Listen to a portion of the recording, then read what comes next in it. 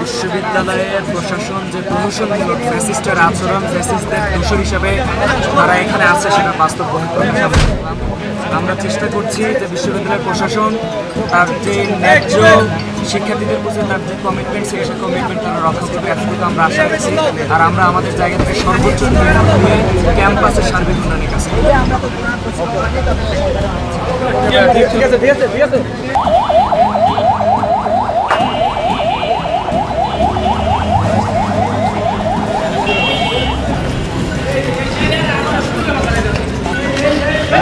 ভাই ভাই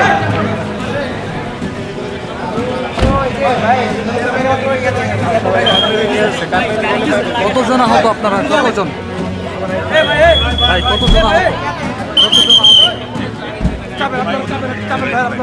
please please আপনার চাপেন ভাই। টান টান গাড়ি টানেন, গাড়ি টানেন,